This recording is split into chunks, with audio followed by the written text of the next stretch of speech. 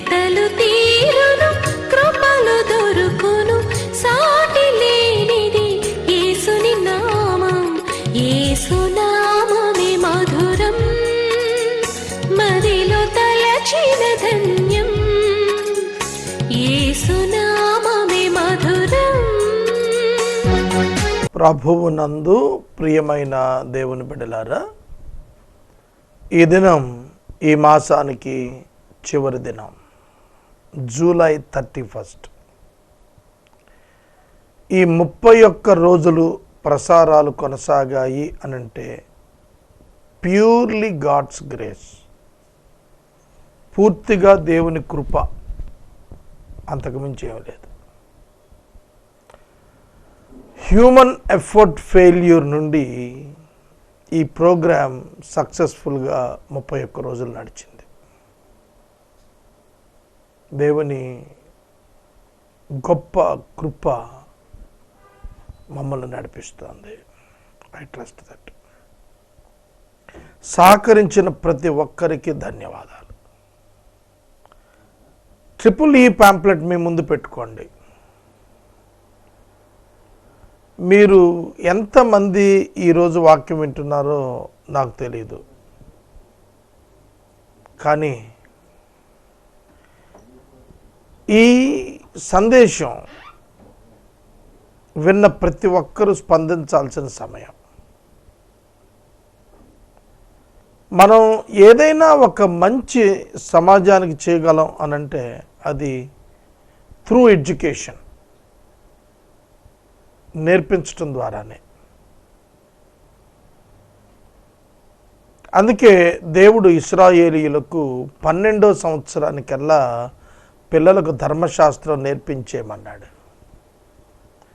బాలుడు నడవవలసిన త్రోవ వానికి నేర్పుము, పెద్దవాడైనప్పుడు వాడు దాని నుండి తొలగిపోడు. 13 to 30 years మధ్యలో ఉన్న యువతీ యువకులు how to face the future and how to get the blessing, how to improve themselves, అది తెలుసుకోవటానికే ఈ మా చిన్న ప్రయత్నం. It is one kind of service to the people and society and to the nation. Individuals ఎదిగితేనే దేశం ఎదుగుతుంది. ఒక చుక్క కలిస్తేనే మహాసముద్రం అవుతుంది. కనుక సముద్రంలో ప్రతి చుక్క ప్రాధాన్యమైనదే, దేశంలో ప్రతి పౌరుడు ప్రధానమైన వాడే. నెక్స్ట్ జనరేషన్కి ప్రోత్సాహం, స్ఫూర్తిదాయకమైన యువత రావాలి. దాని కొరకే ఈ ట్రిపుల్ ఈ. మీ యువతీ యువకులను పంపండి. ప్రార్థన చేస్తాను. తలలు వంచండి. మమ్మల్ని మిక్కిలిగా ప్రేమిస్తున్న తండ్రి, వందనాలు, స్తోత్రాలు. మా వైఫల్యాలు మాకు కనుల ఎదుటే ఉన్నాయి. మేము చేయదగిన స్థాయిలో పని చేయలేకపోయాము. అయినా ఈ నెల గడిచింది. మీ కృప మాత్రమే నాయన. మమ్మల్ని దర్శించండి, మమ్మల్ని బలపరచండి. మీ శక్తిని మాలో కృమ్మరించి మీ చిత్తాన్ని నెరవేర్చనేర్పండి. ఈ మాసమంతా సహాయం చేసిన వారందరినీ దీవించండి. వచ్చే మాసం కొరకు సిద్ధం చేయండి. ఇంకా 4 మాసాల్లో బైబిల్ ముగించాలి. సాధ్యం కాదేమో, కృప చూపించండి. యేసు నామాన ప్రార్థిస్తున్నాం తండ్రి, ఆమేన్. ప్రియమైన దేవుని బిడ్డలారా, నేటి వాక్య ధ్యానం కొరకు యాకోబు వ్రాసిన పత్రిక 1వ అధ్యాయము. మనము గత దినము 12 నుండి 15 వచనాలు చదివాము. 15వ వచనం నేను వివరణ ఇస్తానని చెప్పాను రాత్రి. ఒకసారి చూడండి. దురాశ గర్భము ధరించి పాపమును కనగా పాపము పరిపక్వమై మరణమును కనును. Then desire, when it has conceived, gives birth to sin, and sin, when it is fully grown, brings forth death. మరణం అంటే ఏంటి?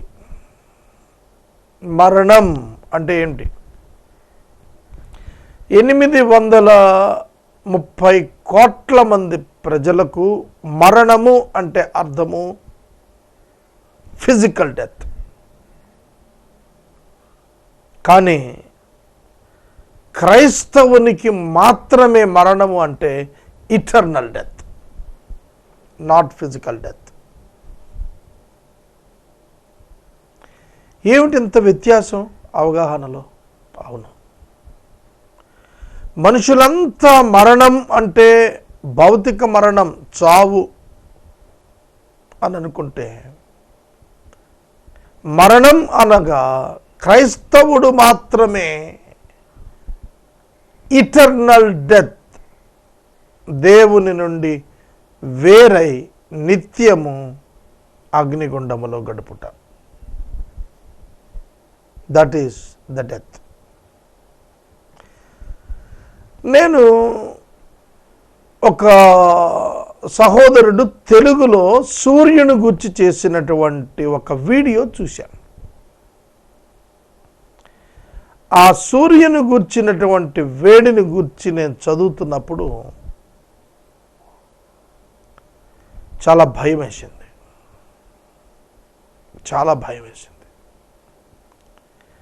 దానిలో వచ్చేటువంటి పేలుళ్ళు, సూర్యునికి మనకి మధ్య 14,90,00,000 మైళ్ళ దూరం అట. ఆ మధ్యలో గాలి లేకపోవటం వల్ల మన దగ్గరికి ఆ శబ్దం రావటం లేదు. కానీ ఒకవేళ వస్తే కనుక మనం బధిరులం అయిపోతాం, చెవిటోళం అయిపోతాం ఆ శబ్దానికి అన్నాడు. 14,90,00,000 మైళ్ళ దూరం అవతల ఉన్నటువంటి సూర్యుడిని, అందులో వచ్చే శబ్దాలను వింటేనే భూమి మీద బదిలమైతే,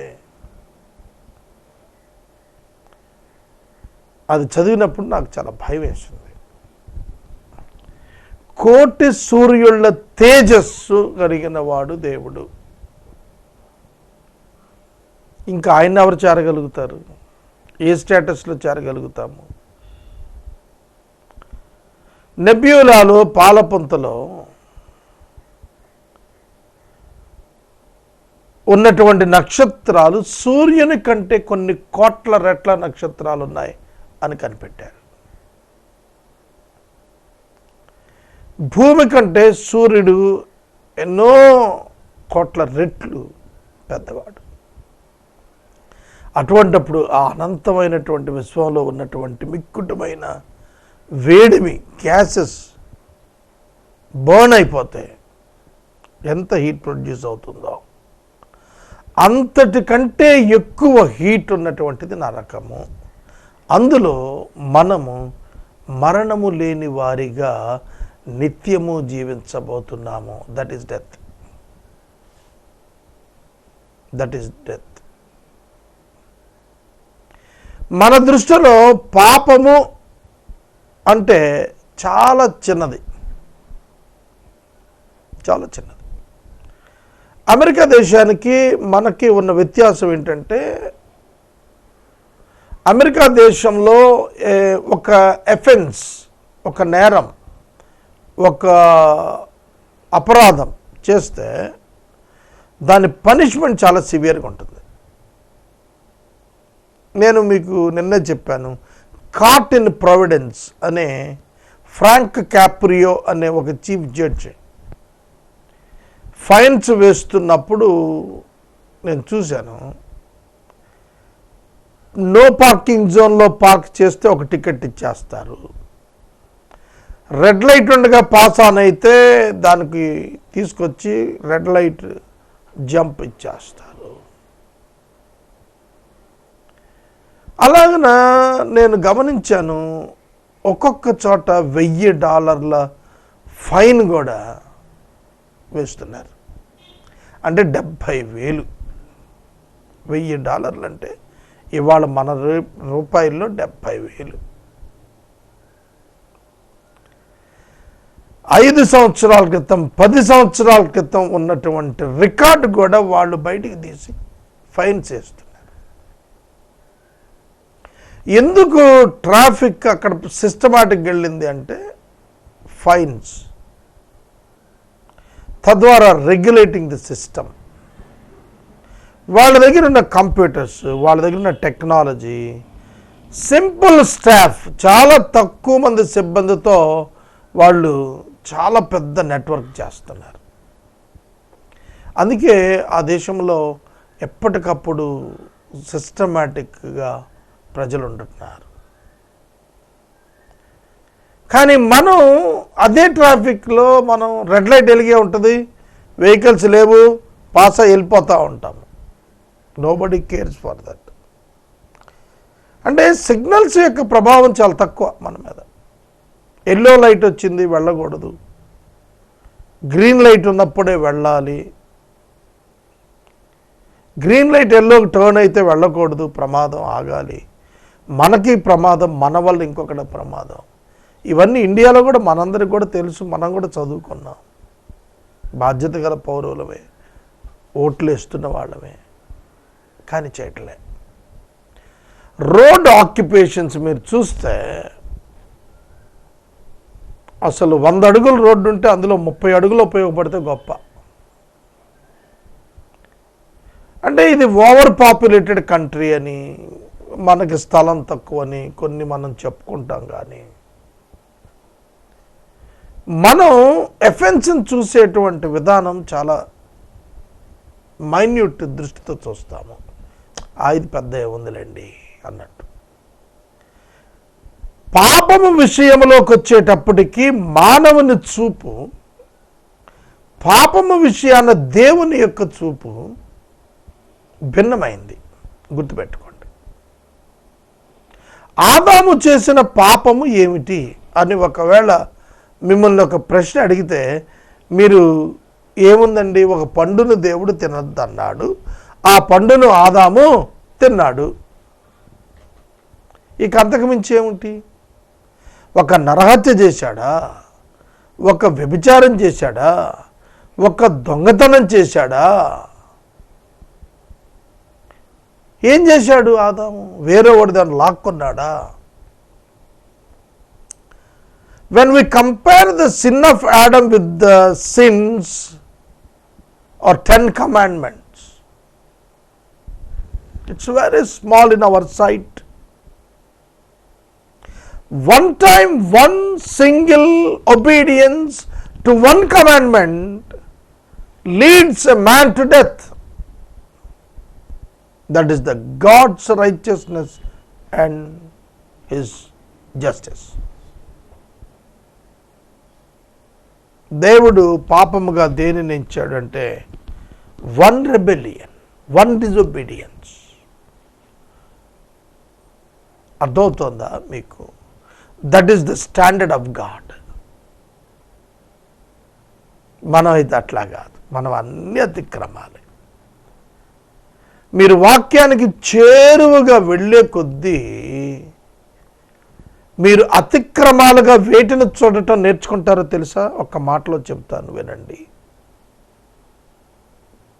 అందరూ క్రియలను గురించి అతిక్రమించటం అనుకుంటే మనం తలంపులు, నిర్ణయాల విషయంలోనే అతిక్రమాలను గురించి నేర్చుకుంటాము. ఎప్పుడు? మనం దేవుని వాక్యానికి సమీపంగా పోయినప్పుడు. దేవుని వాక్యమునకు సమీపముగా వెళ్ళే కొలది మనకు అర్థమవుతుంది what is brightness and what is light and what is darkness. కాబట్టి కాన్సెప్ట్ ఏంటంటే దేవుని వాక్యము యొద్దకు మీరు వచ్చినప్పుడు దానిలోనికి మీ అడుగులు పడుతున్నప్పుడు మీరు వెళుతూ వెళుతూ వెళుతూ దేవునికి సమీపంగా వెళ్ళే కొద్దీ your look at the sin will be deform. పాపమును గురించి మీ యొక్క తలంపులు మారుతూ ఉంటాయి.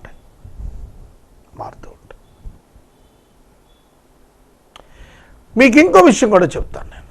పాపము బయట వాళ్ళకి ఎవ్వరికి తెలియదు. మన పాపం మనకు తెలిసిపోతుంది. కానీ బయట వాళ్లకు అది పసిగట్టలేరు వాళ్ళు. ఇది పాపం చేస్తున్నాడు ఇతనని. నేను ప్రతిరోజు మదనపడి పశ్చాత్తాపడి ఏడ్చేది అదే.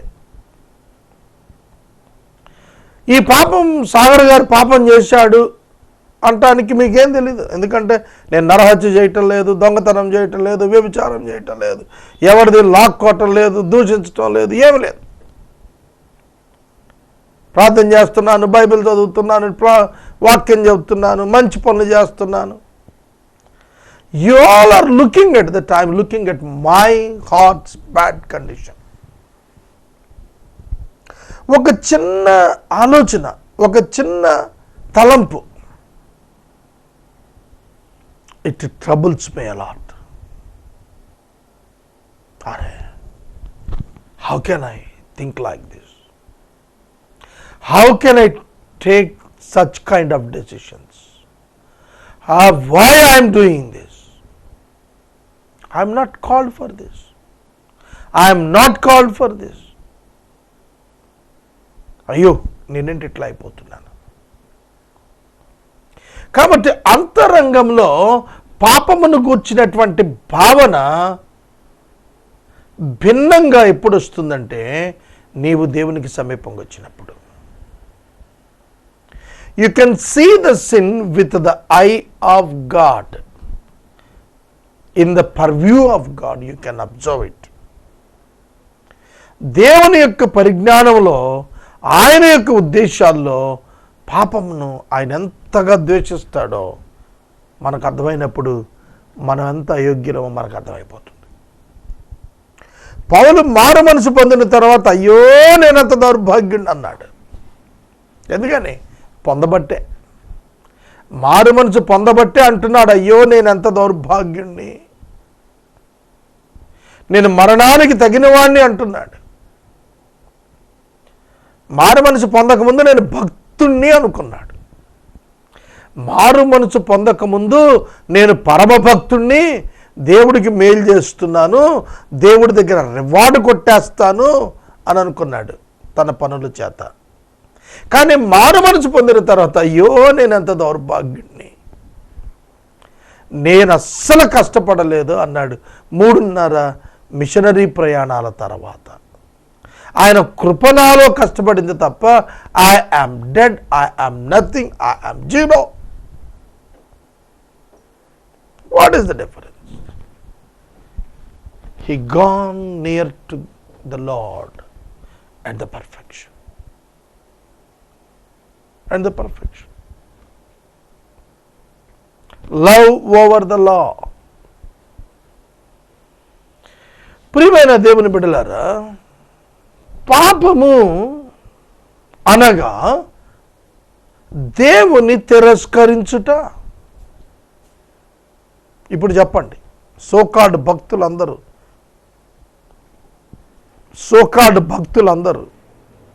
యేసుక్రీస్తును తిరస్కరించిన భూమి మీద మానవులందరూ మంచోళ్ళు కాదా? జ్ఞానం గలవాళ్ళు కాదా? చదువుకున్నోళ్ళు కాదా? తెలివి కలవాళ్ళు కాదా? డబ్బు ఉన్నవాళ్ళు కాదా? మంచి పనులు చేయటం లేదా? Is it enough to enter in to the Kingdom of God? అది వారిని పరలోకం తీసుకెళ్తుందా? తీసుకెళ్ళదు, తీసుకుని వెళ్ళదు. కనుక ఒక డిజైర్, ఒక కోరిక, చాలా జాగ్రత్తగా వినాలి, ఒక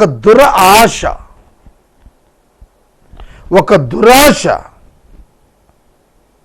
గర్భాన్ని ధరిస్తుంది. భార్యాభర్త సంసారం చేసినప్పుడు ఒక చిన్న స్పెర్మ్ యొక్క ఒక చిన్న కణం ఎక్కడికి వెళ్తుంది? స్త్రీ యొక్క అండములోనికి ప్రవేశించినప్పుడు, కలుసుకున్నప్పుడు, అది కంటికి కనిపించని స్థితిలో ఉండే అంత స్మాల్ వన్, ఆ రెండింటి యొక్క కలయిక ఆ క్షణం నుండి అది మల్టిప్లై అవుతూ 9 monthsలో ఒక బేబీగా బయటకు వచ్చేస్తుంది. కొన్ని కోట్ల కణముల యొక్క కలయికగా అది కనిపిస్తుంది. ఏమిటి అది? దురాశ గర్భమున ధరించి. ఎందుకు అలా రాశాడనంటే, అది కనపడని స్థితిలో హృదయమున పుట్టి విస్ఫోటనముగా కనపడే స్థితిలోకి వచ్చేస్తుంది అది. So it starts and it's begins with the thought itself. The sin begins in thoughts, not in actions first. క్రియలలో పుట్టలేదు పాపం, మొదట హృదయములో పుట్టింది. ఈ హృదయములో పుట్టిన పాపం ఎవరికి తెలియదు. అది గర్భం ధరించిన తర్వాత అది అభివృద్ధి అయింది. అది పాపాన్ని కంటుంది. కాబట్టి basic level of beginning of sin, origin of sin begins in the heart with the thought and the thinking pattern. కాబట్టి మారు మనసు పొందిన వాని ఆలోచన భిన్నంగా ఉంటుంది. The difference between the believer and the unbeliever is only thinking pattern. You cannot define them by their actions. You can easily identify them by their thought level. మీకు ఒకటి తెలుసా? లోకమంతా ఒకటి చెప్తే యేసుప్రభు బిడ్డ ఇంకోటి చెప్తాడు.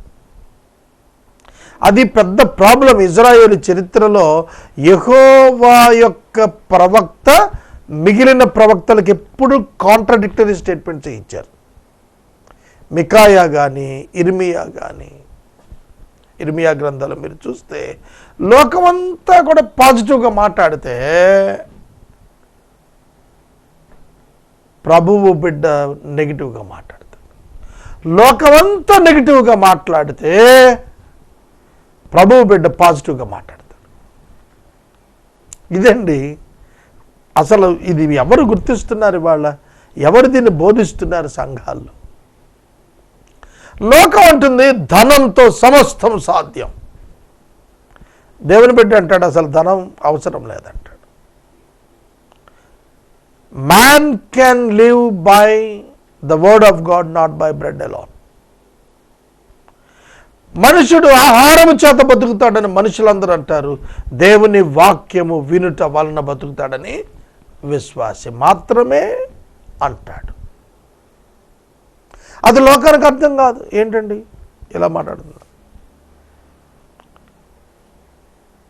కనుక ప్రియమైన దేవుని బిడ్డలారా, the greatest controversy is in thoughts. దురాశ. అందుకే ప్రభువు చెప్పింది, ధర్మశాస్త్రం ఇచ్చింది not based on the actions, based on the thinking pattern. The law was given to change the thinking pattern, not the actions. మీకు చెప్తాను, జాగ్రత్తగా వినండి. నరహత్య చేయవద్దు యాక్షన్. కానీ యేసు ప్రభు అన్నాడు, నీ సహోదరుని చూచి ద్రోహి అంటే నువ్వు నరహత్య చేసిన వాడితో సమానం అని అన్నాడు. ఏంటి అక్కడ నరహత్య చేయవద్దు అని అన్నాడు అంటే, if you kill someone you will be killed.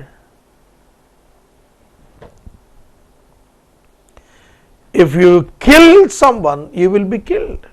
That is the law. ఎందుకు ఇచ్చాడు అంటే, to protect your neighbour from your self. నీ నుండి నీ పొరుగువానిని భద్రం చెయ్యాలి అని అంటే దేవుడు నీకు ఆజ్ఞ ఇచ్చాడు. ఎందుకంటే నీలో ప్రాచీన పాపపు స్వభావం ఉన్నది. నీలో ఉన్నటువంటి స్వభావం ఇతరులకు హాని చేసేది. కాబట్టి తద్వారా నీకు నువ్వు హాని చేసుకుంటావు. కాబట్టి నీకు హాని చేసుకున్న కుండు నిమిత్తము ఇతరులకు హాని తలంపవద్దు. నీ తలంపుల చేత ఒకరిని చంపాలి అనే తలంపుల చేత క్రియలోనికి వెళ్ళి చంపేస్తే నష్టపోయేదెవరు? Your self. నువ్వు అపరాధి అవుతావు. సింపుల్ కాన్సెప్ట్ అండి ఇది. మనం అనుకుంటే పగబట్టాము, చంపేశాము, గొప్పలం అయిపోయాం, న్యాయం చేసాం, ధర్మం చేసి ఏదేదో మాట్లాడతాం. దేవుడు ఒప్పుకోడు దాన్ని. అందుకనే change your mind, change your heart, change your thinking. దురాశ గర్భాన్ని ధరిస్తుంది, పాపాన్ని కట్టుంది, పాపం పరిపక్వమై అగ్నిగుండాన్ని ఇస్తుంది.